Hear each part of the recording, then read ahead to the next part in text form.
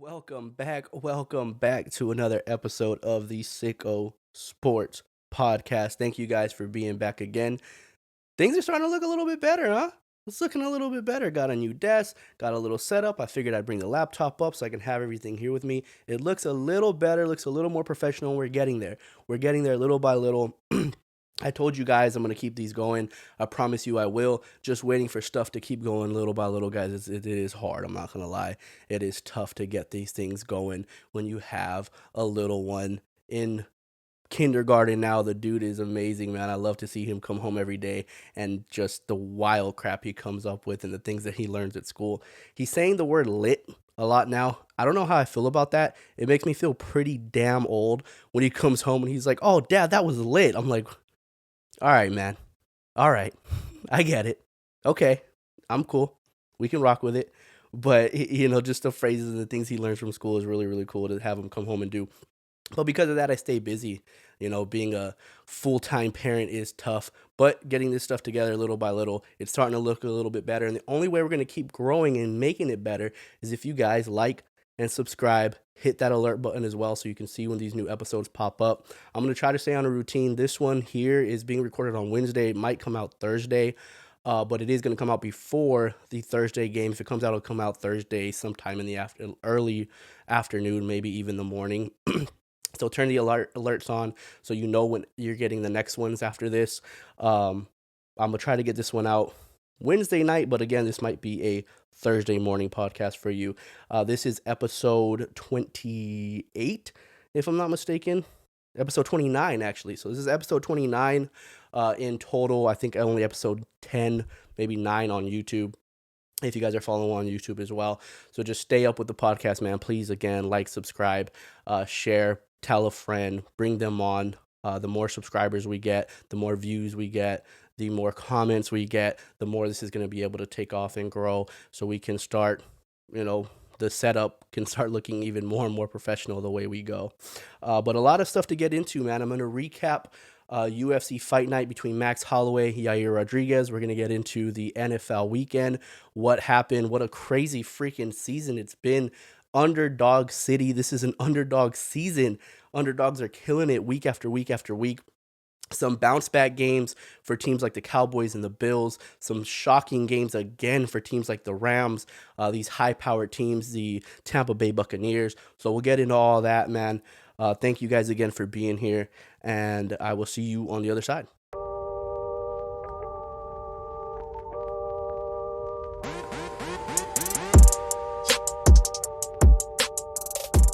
Alrighty, welcome back. We're going to get straight into UFC Fight Night.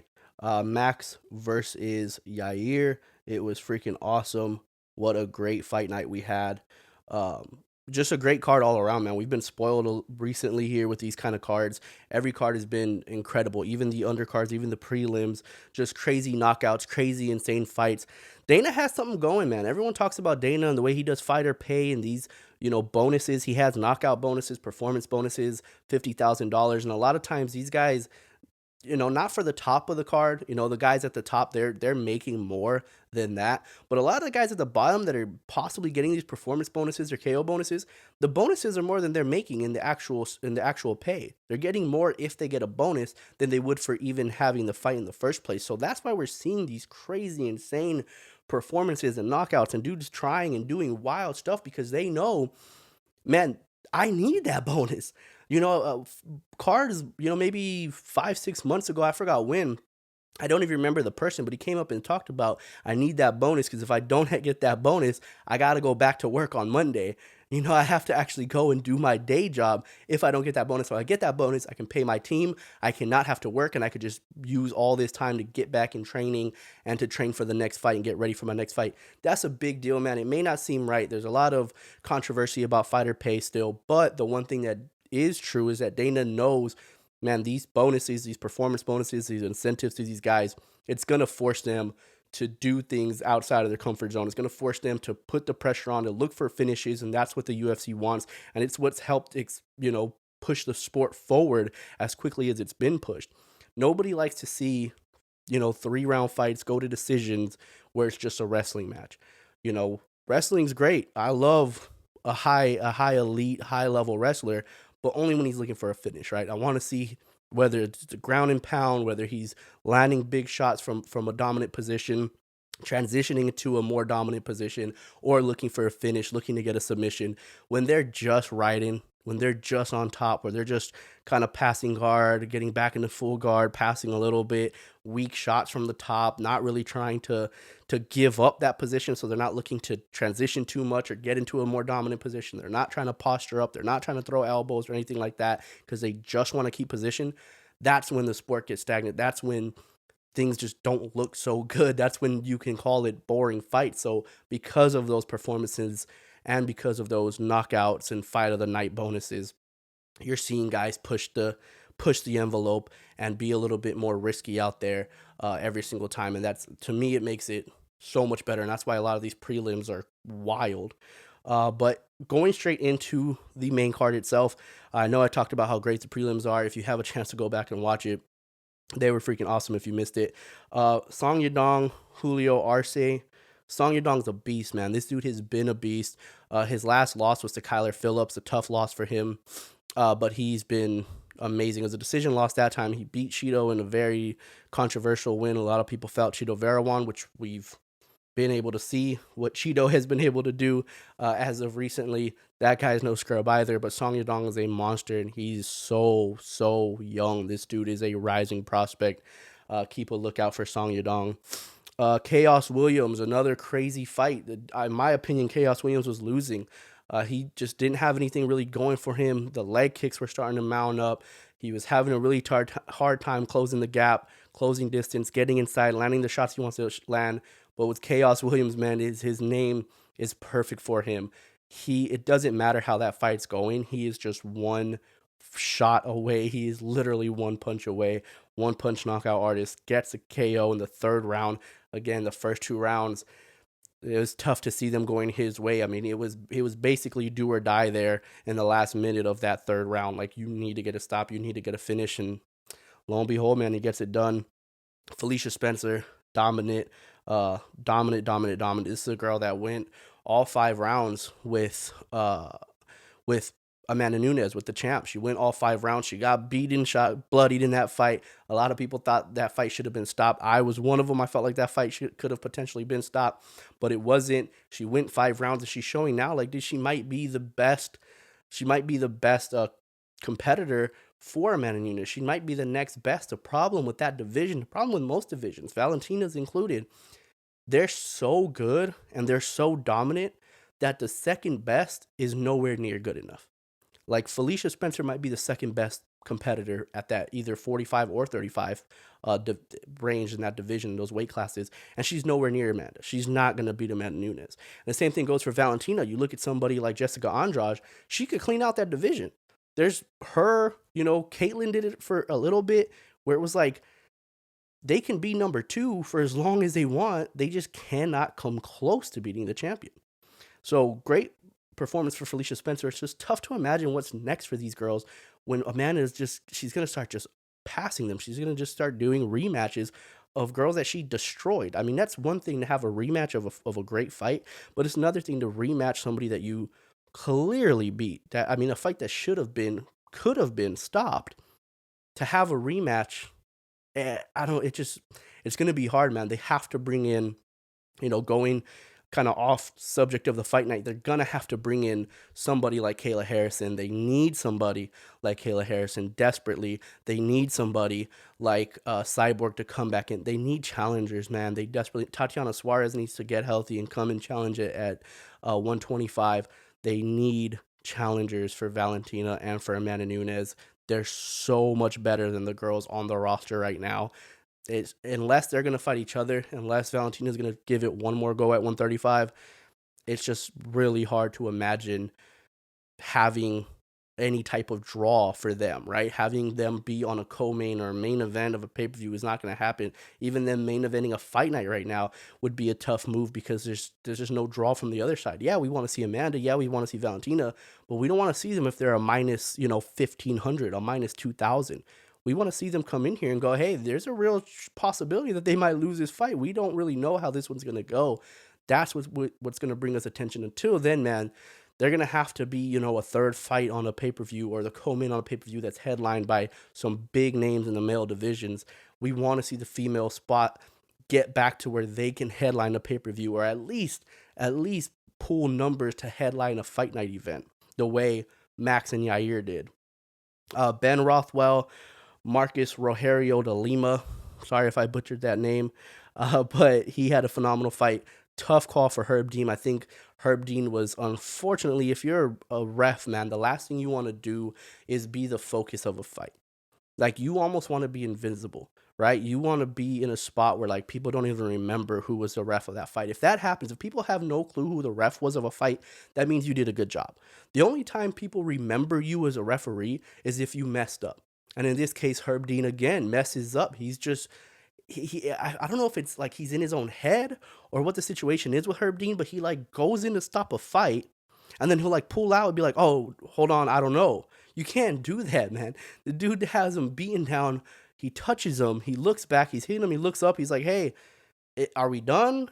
And Herb Dean's like, yeah, I guess so. Hold on. Yeah, we're done." Like, come on, man. Be precise. You know, be sure of what you're seeing. If you think it should be stopped, then just stop it. There's no reason to, you know, dance around it and touch him. Definitely don't touch a fighter. I know Dana White afterwards was livid, man. He was like, "Stop touching them. Like, if you're going to touch them, pull them off because it's over." Like, you can't put your hands on a fighter and then bounce back and be like, "Oh, I don't know. Okay, oh, yeah, let me stop it." Or, "No, keep going." Like, he's done that multiple times. He's done it before in the past, the opposite way, where he touches a fighter, but then goes, "No, keep going." Like, you gotta Herb Dean, I don't know what it is, man. This guy has been labeled the best in the business for so long, and I think especially the MMA community, if you go to MMA Twitter, man, they are dragging Herb Dean. Like, he is not the best in the business anymore. He hasn't been for some time. He needs to get it together, man. I don't know what that means. I don't know if he needs to just go back on some more regional scenes, do some more Bellator, do some more PFL, get some more, you know, competition under him. It seems like he just kind of gets going for these big pay-per-view events, like maybe just a little bit more, maybe just analyzing. I don't know if there's a committee. I doubt that there is a UFC committee, which I would love, you know, that if there's not, again, I could completely be wrong and there might be a referee committee in the UFC, but if there isn't, I would love it if there was, to where, you know, Big John could spearhead it and have all these dudes in a committee where he says, "Hey, we're going to talk about what happened here. We're going to talk about the mistakes, what we should have done, and how to get better. Show examples of what good refereeing is, what good stoppages are, what bad stoppages are, or what bad moments happen in fights and things of that nature." Like, get together, have this committee to get better, especially on Herb Dean's end. He has to get better. This cannot keep happening. This can't happen in big time fights. And then that leads us to the main event of the evening, Max Holloway, Yair Rodriguez.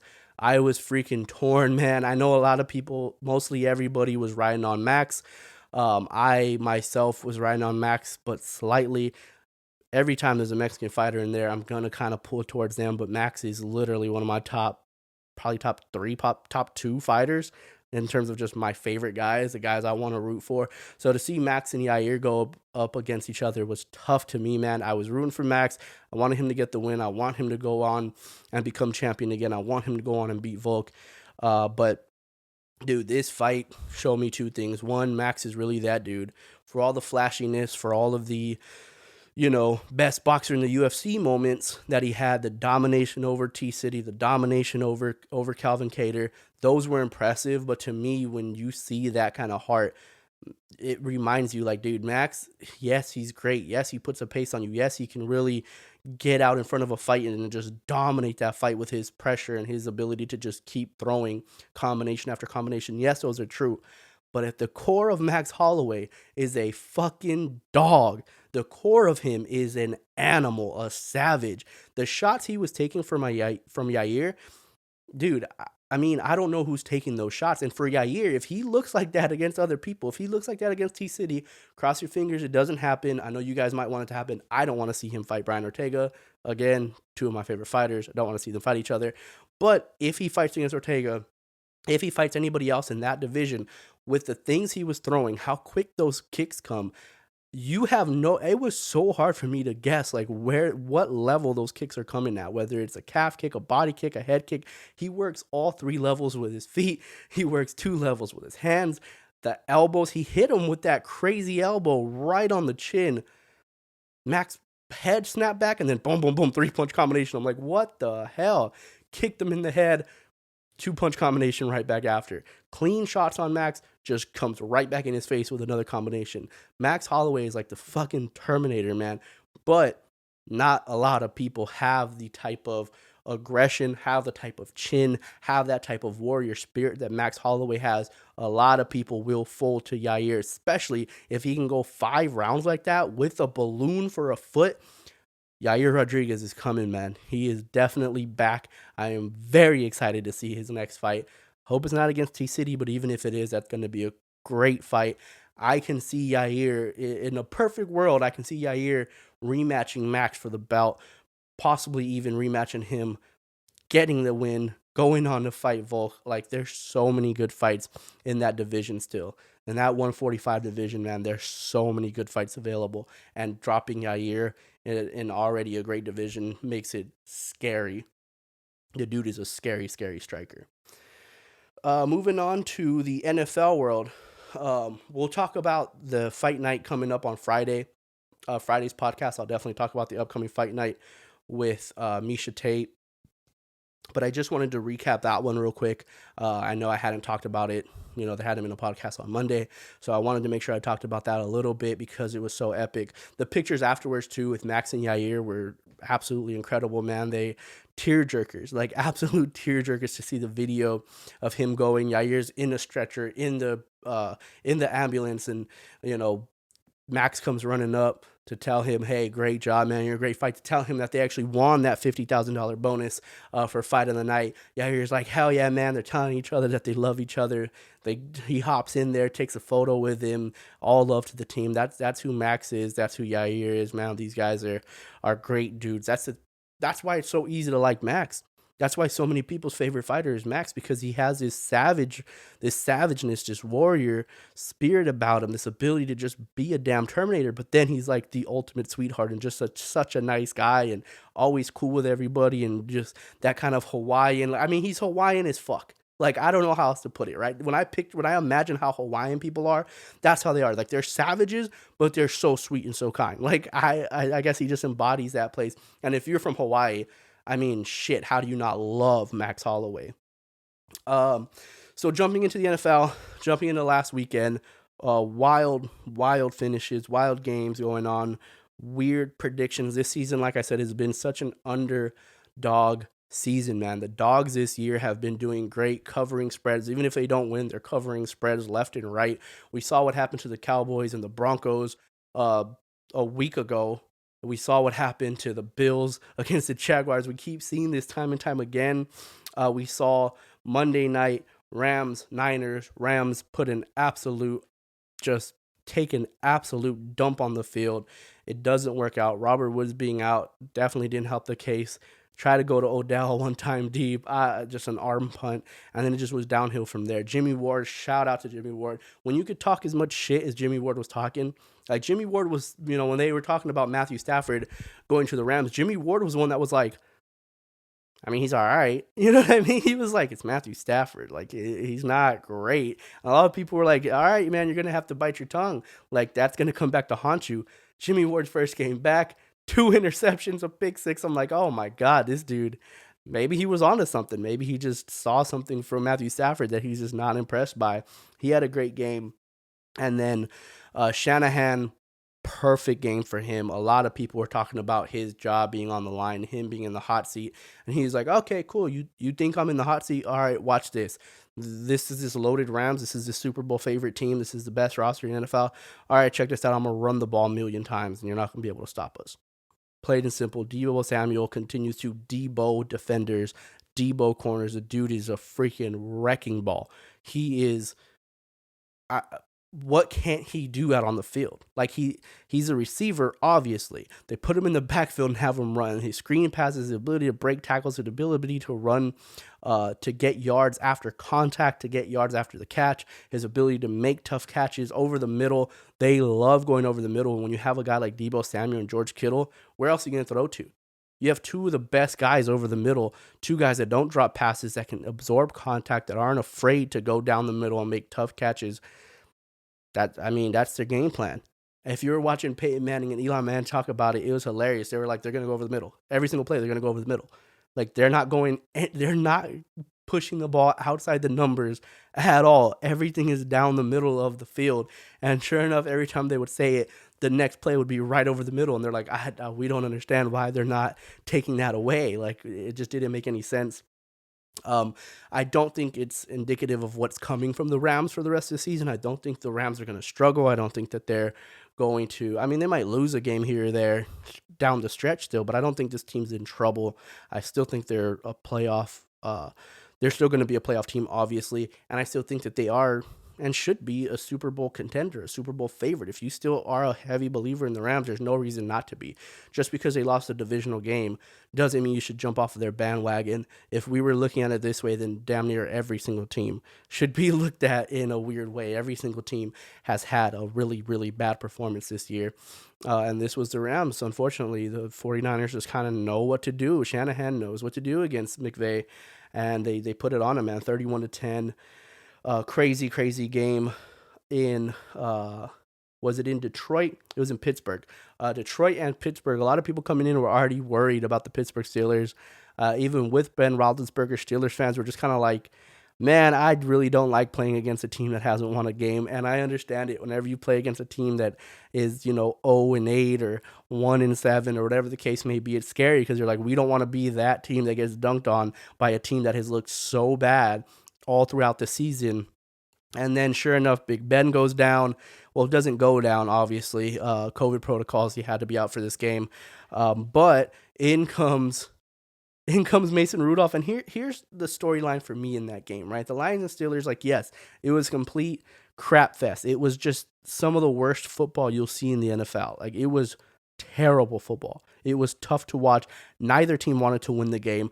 Both teams had so many chances to win in the end of the fourth quarter and in overtime, and it was like hot potato. Like, they were just playing hot potato with the win. They're like, no, you take it. No, you take it. I don't want to win. I don't fucking want to win either. Either way, the biggest storyline to me in that game was Mason Rudolph is terrible. I think we can all agree that Mason Rudolph is a terrible quarterback. He wasn't the worst quarterback in that game. That's my issue with this game. Mason Rudolph should have been by far the reason why Pittsburgh struggled and the reason why Pittsburgh lost. It was actually Jared Goff being the reason the Detroit Lions didn't win. Jared Goff was the worst quarterback in that game. Obviously, the numbers, 14 of 25, 114 yards. You throw 25 times and only get 114 yards for Jared Goff. Wasn't great. No touchdowns for him. Mason Rudolph wasn't great. 50 passes. A lot of people were like, well, they should have ran the ball more. Well, they just had the ball so much. Najee had 26 carries. I mean, what do you want to do? Give him the ball 40 times? Now, yeah, they should have gave Benny Snell some more carries, even it out. They should have ran the ball more for sure. But even with Mason Rudolph, 50 attempts, 242, one touchdown, one pick, wasn't great. He's obviously not good. His performance was not good by any means. But Jared Goff, you expect this guy to muster up something. Like, at the end of the day, Detroit still brought you in because they thought you were still good enough to get a win, and you come out and just... you are having a competition with Mason Rudolph on who's worse. Like, for Jared Goff, man, this season right now for Goff could be his last season as a starter in the NFL. And I know that may be jumping ahead. I may be getting ahead of myself. I don't know what the plans are for the Lions. I don't know if there's a quarterback coming out in the draft that they want to go and get. There hasn't been a big-time prospect that even if they have the number one pick that they're like, this is a surefire, like he can easily replace Jared Goff.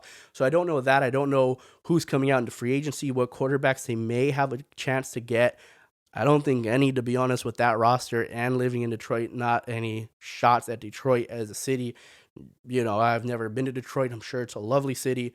It's not LA, it's not Vegas, it's not Tampa, it's not Miami, it's not New York. Like, it's not these places, it's Detroit. You know what I mean? Like, guys aren't going to, if you're going to bring guys into Detroit, it has to be because of the roster and because of the success of the team.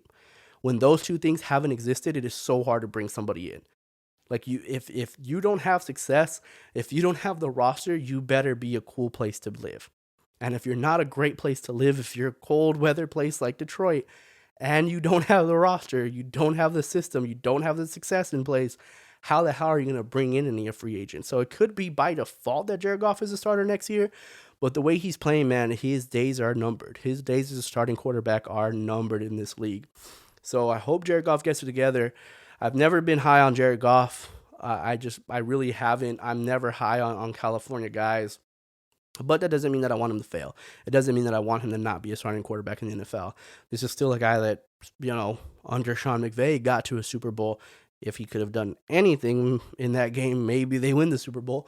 But he was still able to do it. I don't want to see him not be a starter anymore in this league, but it's a big possibility that we've seen the last of Jared Goff, or we're going to see the last of Jared Goff this season as a starting quarterback in the NFL, unfortunately. Um, Jags, Colts, great game there. I mean, well, not a great game. Colts did what they had to do, jumped out early. Jags kind of stormed back. The Colts continue to do that, man. I'm not a believer in the Colts at all. I know they're on a little bit of a hot streak here. They're starting to get some wins. They're starting to, rack up some wins lately. But one, they're against not very good teams at all. And two, in every game, they just blow opportunities, whether it's opportunities to extend a lead or kind of put their foot on the opponent's neck, or an ability to win a game that is winnable. They just fumble it. Not literally, sometimes literally, but they just fumble the opportunity. It's a left-handed fucking throw from the end zone for Carson Wentz for a pick six. It's, some type of offsides or false start penalty that pushes them back, or a bad hold, or a drop pass, or Carson with just a weird decision, a terrible interception, a terrible turnover in a spot that you cannot have it, and just the opportunities that people have had. Like, I remember that Niners Colts game. Jared Goff, that's how bad he was playing. Carson Wentz had a couple plays in that game that should have been intercepted. It should have been a turnover, and just the dudes couldn't catch the ball. Like, he threw one right to a defender, and the defender just right off his hands hits him in the face and incomplete, where I'm like, dude, you can't live with those. Just because that didn't count as a turnover, that's still technically a turnover. You can't do that. That's still an opportunity to get your team into some trouble in a spot that you can't put them in, to put them in a spot that should either result in points or that are going to easily result in points for the other team. Carson Wentz continues to do that. It's been his kryptonite. You finally start seeing him not necessarily completely healthy this year, but you see him getting to a spot where, like, he's not hurt all the time. He's not missing, extensive time, missing multiple weeks, multiple games. He's actually looks, for the most part, healthier than he's looked in a while. And then he just cannot stop making these mistakes, man. It's tough to see from him. Bounce back games for the Bills and for the Cowboys. The Bills and the Cowboys both get teams that are not very good. Bills against the Jets, they absolutely handle business, dominate that game, and then the Cowboys absolutely dominate the Atlanta Falcons 43-3. For the Cowboys, it was a great response. I think it was another great example of what Dak Prescott is to this team, what type of leader he is to the team. He was the first one to take accountability after that loss, the first one to be like, hey, I wasn't good enough. I set the tone, and I let us down early. We need to be better with preparation. I need to be more, focused. I need to be a little bit more loud. I need to be a little bit better of a leader. And he came out in that game pregame. I don't know if you saw, getting them crazy turned up. I mean, La'el Collins had the look. He was staring directly into Dak's eyes in the pregame huddle, looking like he was about to run through a freaking wall for this guy. He was staring at Dak like, yeah, like everything Dak was saying, which Dak was saying the right thing, man. We know Dak likes to drop the F-bombs. I love it. I love it in the quarterback. I don't like my quarterback to be too proper. It's a war out there, man. I love it when my quarterback can get under somebody and let them know, hey, we're going to go to war, and I'm going to war with you. Saying all the right things. Do your fucking job. Just, do what you're supposed to do. Let's destroy, let's dismantle these motherfuckers. Like, that's what I'm talking about for Dak, and they did it, man. They were perfect in all three phases of the game. Defense, offense, special teams, complete perfection, basically, from all three phases. Tough. Kind of segueing into another issue is these freaking fourth down calls. I don't get it. I don't get the analytics on these fourth down calls. Like, the analytics showed, especially a few years back, that you should go for it on fourth down a lot more often because the fourth down success rate is high. Well, the reason the fourth down success rate is high is because the amount of times people go for it on fourth down is very slim. They don't go for it much. So when they do go for it, it's because it's a situation that they are seeing. It's because it's something that they see that makes them feel very comfortable to go for it, right? Like they have a play in their back pocket that they know, hey, if we get into a 4th and short, if we get into a 3rd and short situation, this plays money against this team. They know that. That's why that 4th down percentage is a high percentage, because they have that exact play for that exact moment. They have confidence. They have a big body quarterback that they just love. He has a high success rating quarterback sneak, so they'll go for it and sneak it in there. They have a running back who just can't be tackled on 4th and short. Whatever the case is, it's situational football. These analytics saying just go for it on 4th down, go for it on 4th down, you're taking away situational football. What you're saying is situations don't matter. The only thing that matters is these percentages that fluctuate and change week to week. That shit doesn't make any sense. Atlanta had it, I think it was like a 4th and 6. I'm like, what have you guys done on this drive that makes you feel like you could pick up a 4th and 6 in field goal range? Kick the damn field goal. You have a good field goal kicker in Young Wei, whatever he's going by now. His name's Young Ho Koo. It says Young Wei Koo sometimes. I don't know what he wants to go by. Young Ho Koo is a very good kicker. Get the 3 points. At that point, Dallas was up 7-3. They had the balls like a 4th and 5 or 4th and 6. They decided to go for it instead of kick a field goal. It would have been like a 40-something yarder. But again, Koo is very capable of making that kick. He's made it time and time again. He's made it from 50 time and time again. He's made game winners. Like, the dude is a very good kicker. You end up going for it, get a turnover on down. Dallas comes right back. Boom, 14-3, just like that. Even if they had a drive, you make them drive a little bit of a longer field, and it's 7-6. Even if you missed a field goal, shit, it would have happened anyway. If you're like, oh, well, what if we missed a field goal? Well, then you would have had the exact same situation as if you made it. And my point is, you're not close enough to the end zone. If you're kicking a 40-some yarder, what makes you think that just because you get this first down, it's going to result in a touchdown? You might be going for it on 4th and 6 to just get yourself 8 yards closer to a field goal. Like 8 yards closer in field goal range. You might have, you might get the first down and then end up with 4th and 10 anyway. Like, you're not guaranteed a touchdown just because you go for it and convert on the 4th and 6. You might have ended up kicking the field goal anyway.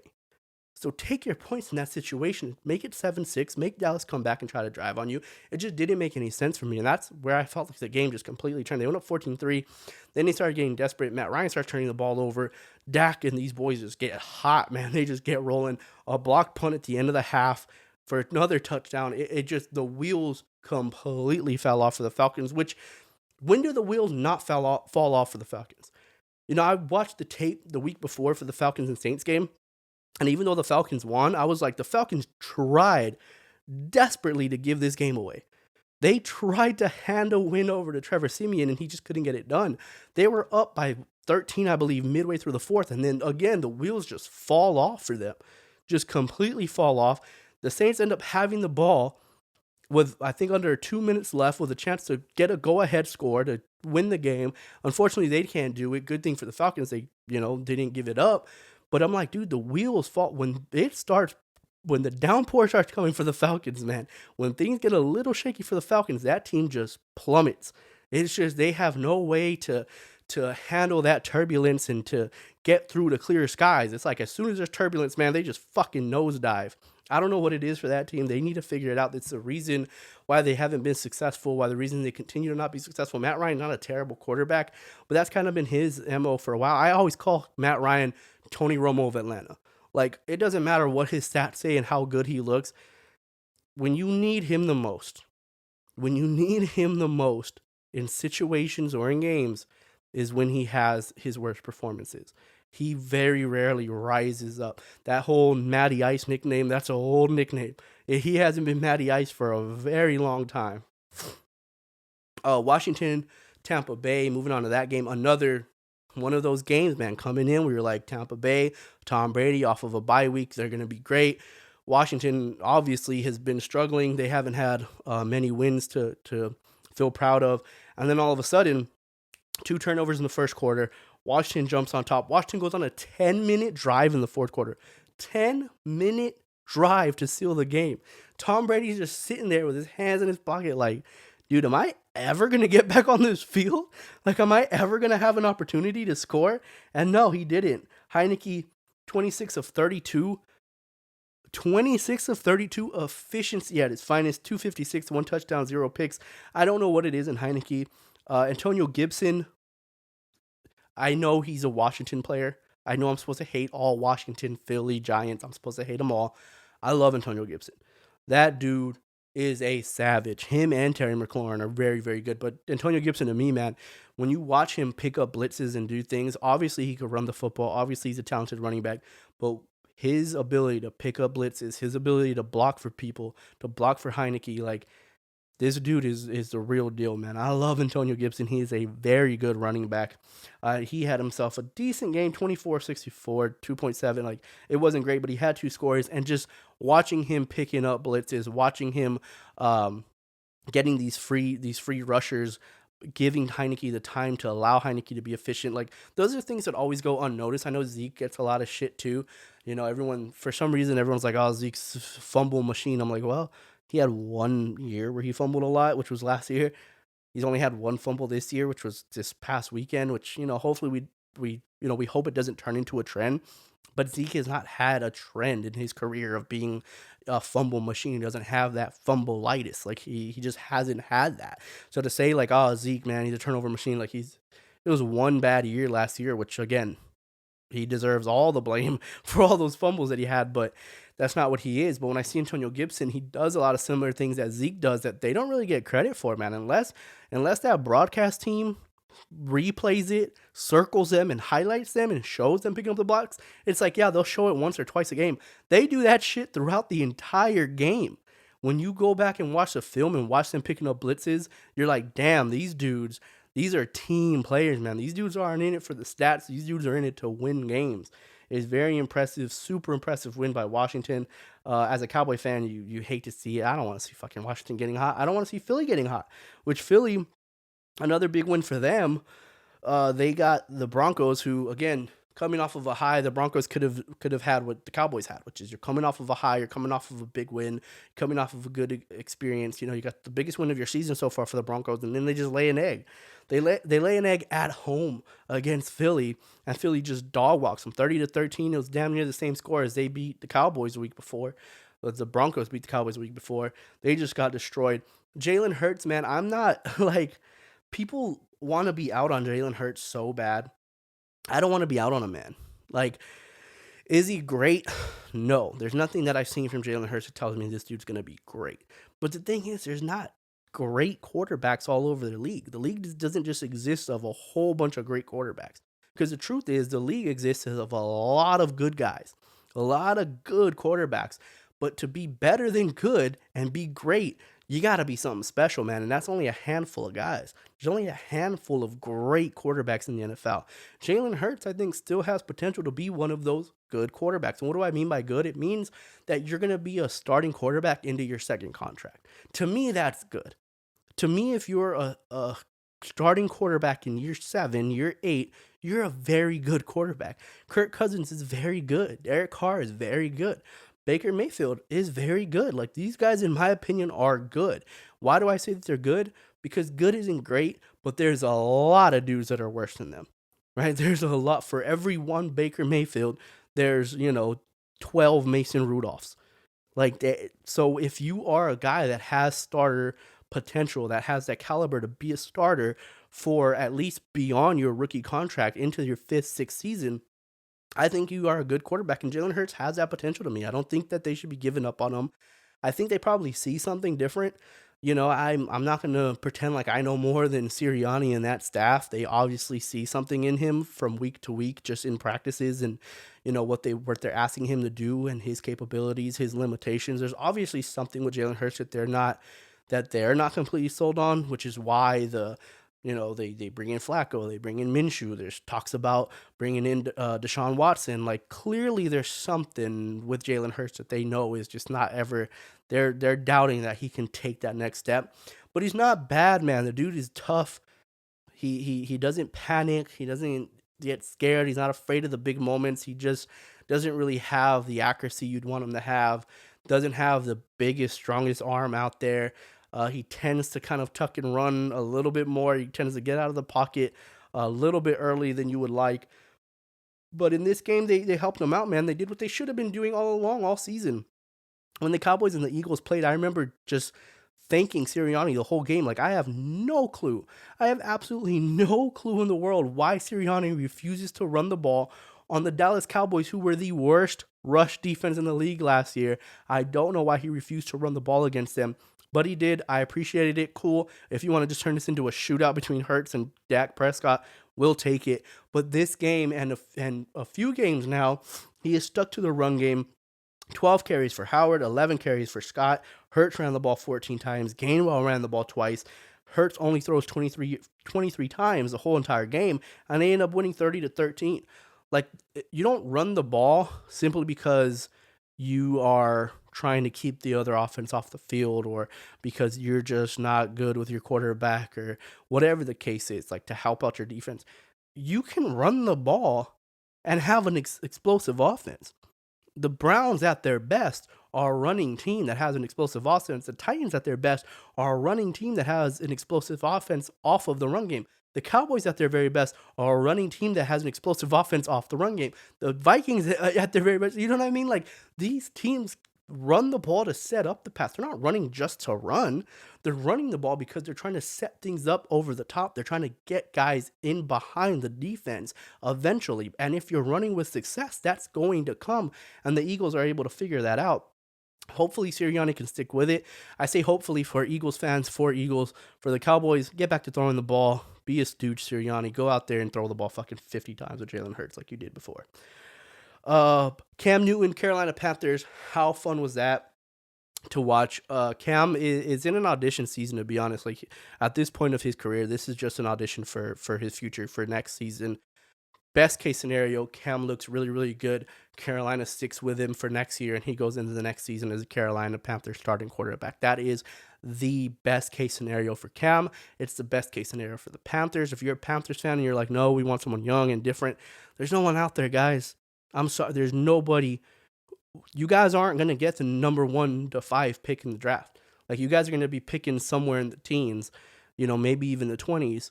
So what quarterback do you think is going to be there that's going to be a guaranteed better quarterback than Cam Newton?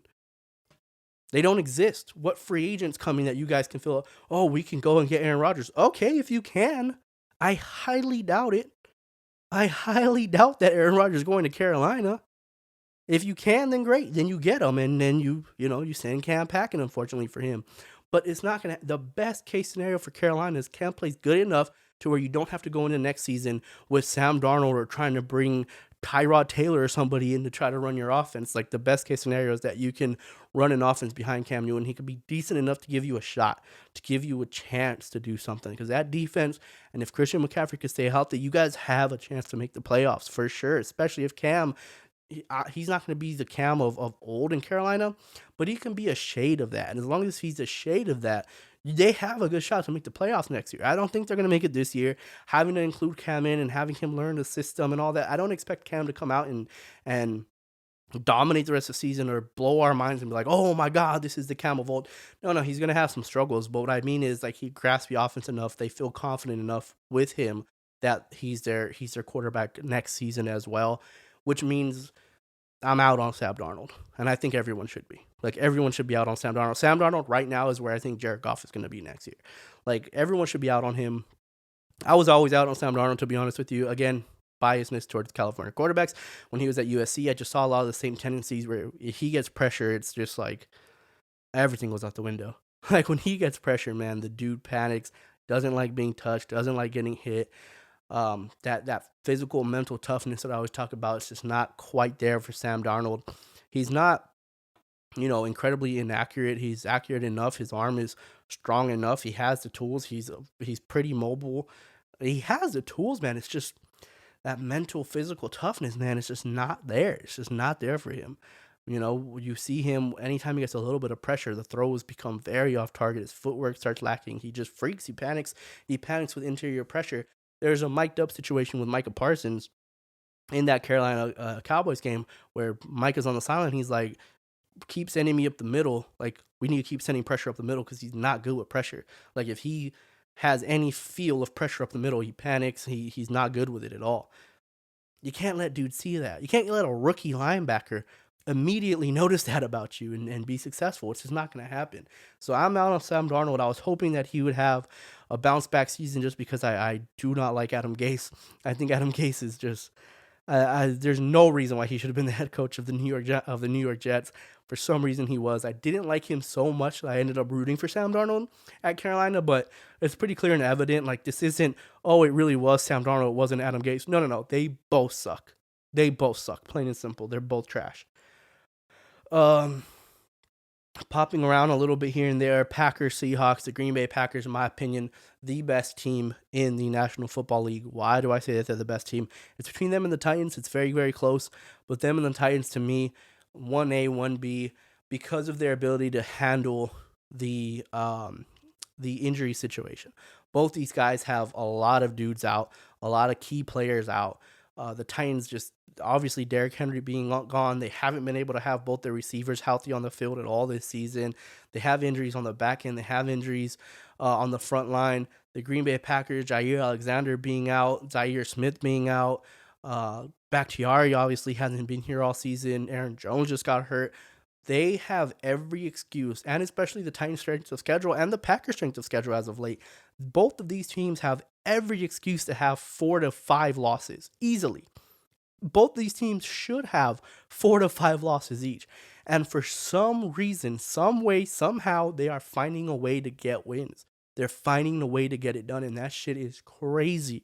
Because of that, when I think of Jair possibly coming back, when I think of Zaire Smith coming back, when I think of Bakhtiari coming back, when I think of Aaron Jones coming back, when I think of the Titans having a healthy A.J. Brown and Julio Jones, Derrick Henry, probably not, but let's say even if he does come back for the playoffs, having dudes coming back healthy on that team, like when they start getting healthy, these teams are playing so well without their stars. When they start getting their stars back, it's going to be very, very tough to play against them. And the defenses for both teams have been very so. Neither one of these teams came into the season with any thoughts of their defenses being at the top of the league or being even at the top 10 of the league. Like, everyone thought, like, man, we just need these two defenses to be decent. Like, if these two defenses are decent, our offenses can lead the ship and we can get wins by outscoring the other team. And all of a sudden, both these defenses are like, nah, we're going to turn it up and we're going to play amazing. The Green Bay Packers especially is shut out against Seattle. Yes, I know Russell Wilson struggles at Wisconsin, which is weird that he would struggle in Green Bay, but he struggles there. He's coming off of the finger surgery. To me, is a terrible game for him, man. To me, I would have sat him. Let's take this fucking lump. We're having a terrible season. Let's let him come back next week. Let's let him come back at home where he's feeling a little bit better. Like, this to me was just, he got sent out there to get slaughtered. He got set up to just get absolutely shellacked. And that's exactly what happened to Seahawks. 0 points. For the first time ever, Russell Wilson gets shut out in that game. 17-0 in that game. Again, just wasn't good for me to put I wouldn't have put Russell Wilson out there. I didn't think he was ready. I thought it was all bullshit. The whole him being a fucking X-Men, him being Wolverine, whole nonsense of coming back early. Like, I thought it was BS. I was like, the dude's gonna struggle. And then you add in the fact that it was, extremely cold, bad weather situation for him against the Packers, against the defense that has been playing, amazing over the last 3 or 4 weeks. Tough situation for Russell Wilson, and it looked bad. He'll be okay. They'll still figure it out moving down the line. They're not going to make the playoffs, but he'll bounce back and he'll start looking more like Russell Wilson. Week 12, 13, 14, he'll start looking a lot better. And then Chiefs, Raiders, scary game. Scary game for the league because the Chiefs look like the Chiefs again. Patrick Mahomes looked like Patrick Mahomes again. Travis Kelce looked like Travis Kelce again.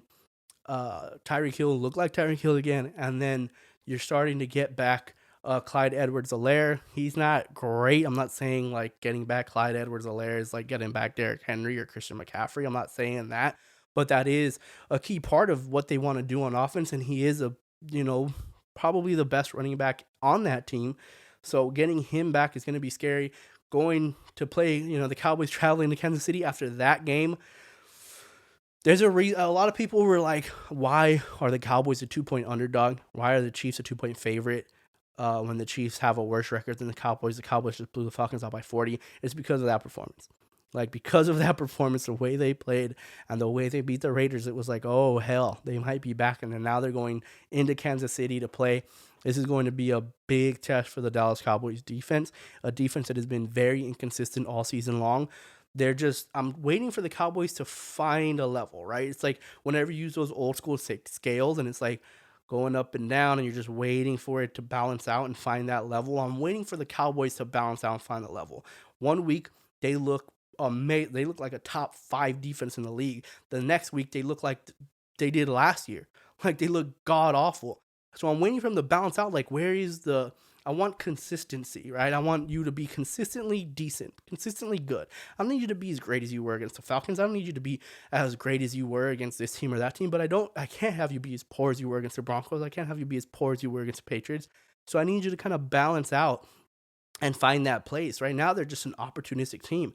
And if they can get out ahead, get out in front, then that defense becomes very opportunistic when teams have to throw the ball more than they want to. They have guys where it's not only Trayvon Diggs, like, yeah, Diggs leads the league in interceptions.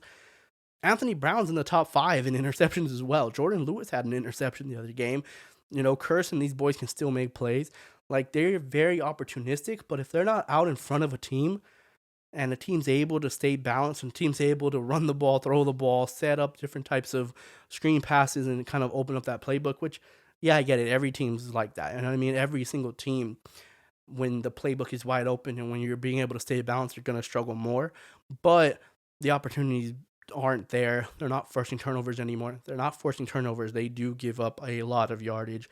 So it's going to be interesting to see how that defense plays against the Chiefs and the Chiefs offense. Like, for the Cowboys, yeah, do I want to see that consistency for the offense? I mean, for the defense. For the Chiefs, I want to see the consistency for the offense, right? Where are the Chiefs going to lie, right? They had an amazing performance against the Raiders, but they've had other games where they didn't look like themselves at all.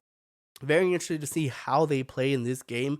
Both teams, like, that eye on the Chiefs offense against the Cowboys defense that's the spotlight. We kind of know how the offense and the defense matchups going to go for the Cowboys offense and the Chiefs defense, but we don't know which one's going to show up, right? Is it going to be the juggernaut offense for the Chiefs? Is it going to be that opportunistic defense for the Cowboys? We don't know. Very interested in that game next week. Vikings finally get a close win. They are the kings of close games. I don't know what it is with the Vikings, man. It just seems like they just want to stay tied until the last minute of the game. Like, it's just, hey, man, whatever they do, let's do the same thing, and then we'll just see who fucking wins these 50-50 games at the last minute. Like, it's wild. It must be a freaking roller coaster of emotions to be a Vikings fan at this point. Because your team's not bad. The Vikings are definitely not a bad team. But it's just like, when can we get some separation? Every game is so exciting, which is fun. I'm not going to lie. Like, I would hate to be a team where it's like, well, we're going to get blown out, 7-8 times of the season, and we're going to just not have a chance in a game. The Vikings don't have that. The Vikings are at least in it every game, so you get excited every single time they play. You're locked in throughout the entire game. Every single Vikings game is very exciting. But it's like, when are they going to put their foot on the gas? When are they going to break away? When are they going to have a game that's not a nail biter, that doesn't come down to the last possession? So a good win for the Vikings in that game. Browns and Patriots. I definitely want to talk about Mac Jones. I'm not gonna go too crazy on Mac Jones. I know guys are especially when you look at mainstream media, they're talking about Mac Jones like he's already the next Tom Brady. Like, let's go ahead and give him 5 Super Bowl rings already. Like, the dude is already one of the greatest of all times. Like, I'm not ready to do that. I'm definitely not going to get that far ahead of myself. But the one thing I will say is he proves a point that I made. If you go back and watch a video prior, it was the draft reaction video that I have up there. Me and my boys, shout out Bear and Jeff. They were on there with me. You can hear their audio in that video. Kind of crappy audio because they were kind of coming through like an Xbox mic. It's kind of weird. But I went on a long rant about why Trey Lance and why Zach Wilson were taken ahead of Mac Jones and Justin Fields. In my opinion, I had Trevor Lawrence 1. I think that was kind of the no-brainer the whole time around. But I had Justin Fields 2 and Mac Jones 3. Like, in my opinion, I would have had Justin Fields go to the Jets, and I would have had Mac Jones go to the 49ers. Like, if I was those two teams, that's how I would have had it. Now, I may be wrong myself. I may be wrong because Justin Fields may not be as good as Mac Jones. And I could still be wrong because Zach Wilson and Trey Lance can both be phenomenal. We don't know yet. But that's how I would have had it. And coming out this early when everyone's like, oh, Mac Jones, it's like, but how come all the stuff he did at Alabama didn't mean anything? It's like, oh, well, because he had these receivers and he had this offensive line and he had all these things going for him. So did Joe Burrow. Joe Burrow had Jamar Chase and and all these dudes out here on offense for him and Justin Jefferson. It's like that doesn't mean you're a bad quarterback. You still have to get those receivers the ball. You still have to make throws. What you want to do is see like, all right, are those throws all them? Is he throwing to guys that are just running wide open where it's like and if they are running wide open, is he still putting a good ball or is it how many times is he underthrown or overthrown a pass that should have been the touchdown that ended up not being? Like, that's what you should look at. So when Mac Jones, when I saw him play at Alabama, especially when you watch his playoff games, you're like, dude, he's accurate. He's accurate. He has a high IQ, obviously. He knows how to run this offense. He knows what he's doing out there. He gets the ball wherever you want it to get to. He seems tough in the pocket. He doesn't panic. He doesn't, get happy feet. He ain't going nowhere. Trust me, that dude ain't leaving the pocket. But he shows he possesses the skills necessary to play at that next level.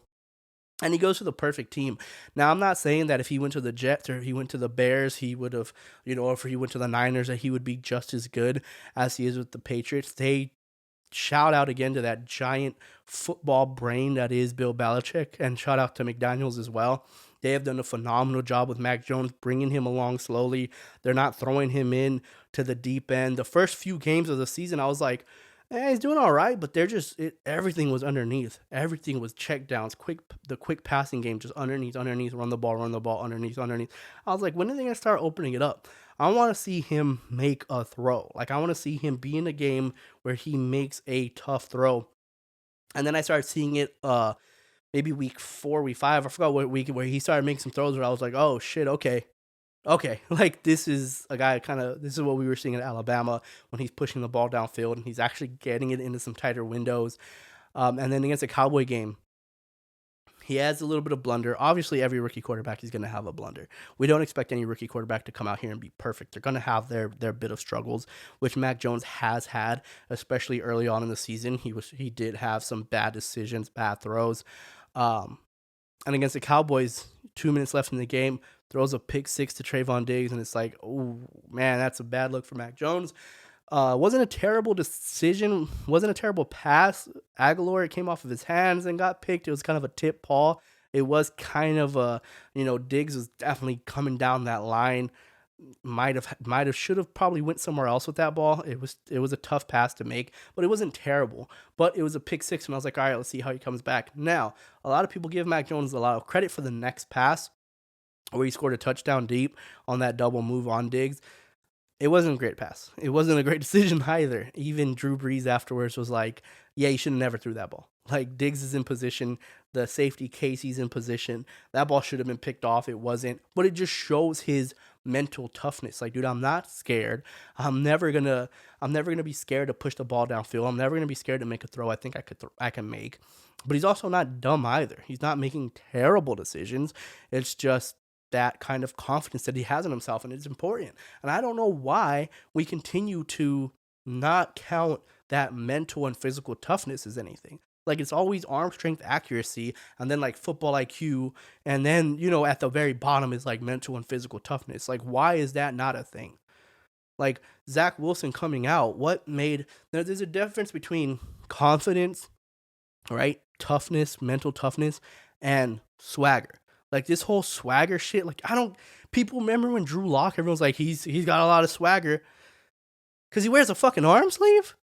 Because he dances on the sideline? Like, that's mental. Like, what is he doing in the game? What kind of throws when he gets hit, when he takes a shot in the mouth, right? When he gets a shot right in the chest, how does he respond from it? That's mental toughness. Not because you're doing money signs and you got all the drip. That ain't fucking toughness. That's just your personality. It's just what you like to wear and how you like to dance. That don't mean shit in the game. That definitely doesn't mean shit in the NFL. So when I see him and I see Zach Wilson, I'm like, what do they do? Like, I want to see that toughness. Trey Lance, the same situation. I want to see toughness. Justin Fields gave me toughness. Mac Jones surprisingly gave me toughness. Toughness doesn't come from your background, doesn't come from where you're from or what you've been through in life. Toughness just comes from how you respond to adversity. Now, sometimes, yeah, your life situations, your life experiences give you that toughness. You look at somebody like Dak Prescott and what he's gone through. He obviously has some of that. He's had to learn how to be tough. He's had to learn how to deal with adversity. Even in situations that he probably wouldn't have like obviously situations in people's lives you don't want to have to learn how to deal with that kind of adversity, but you do, and it translates to the field. But you don't have to have that. You could just be a type of guy like Mac Jones, where it's like, dude, if in adverse situations he bounces back quickly and he is not scared to take one in the chops. In that Cowboy game, he got split in half by Randy Gregory. There was a fumble where he didn't see Randy Gregory coming off the edge and he just crushed him. Like, ball came out, fumbled the ball. He got up, kind of crawling back to the sideline, like destroyed. Didn't bother him. The next possession out, he's still standing, delivering, throwing the ball, getting hit as he throws. Like, that's the mental toughness when you see someone like Zach Wilson play. And I don't mean to shit on Zach Wilson this much. I don't hate Zach Wilson. I don't wish he struggles or anything like that. I just didn't understand it. When you see him play and there's pressure up the middle, there is a game against the Panthers, I believe, where he literally had pressure up the middle. Now, it was a delayed blitz. They didn't pick up the middle guy. There's nothing he would have done. Like, you're not making anything happen. There was nobody open. But just take the sack. Cover up the ball, take the sack. He throws the ball as his head turns to the side. He's basically throwing the ball and closing his eyes and ducking. And of course, it was intercepted. Where I'm like, that's that mental toughness I'm talking about, man. That's that panic mode it's almost like a please don't hit me. I don't want to get hit. I talked about it with Sam Darnold. Like, you can't have that in the NFL. You have to have that toughness. And for some reason, it's not a priority. Like, that's something that's so much harder to learn than having better, having better anticipation on throws, or understanding coverage is better, being able to read disguised blitzes and disguised coverages. Like, those things you can learn over time, especially if you're in a system with one guy for a long time. You're going to get better. You're going to learn those things. Accuracy has been learned. There's been talks when Dak came out, it was how, the talk was like, he's very inaccurate out of Mississippi State. He's very inaccurate.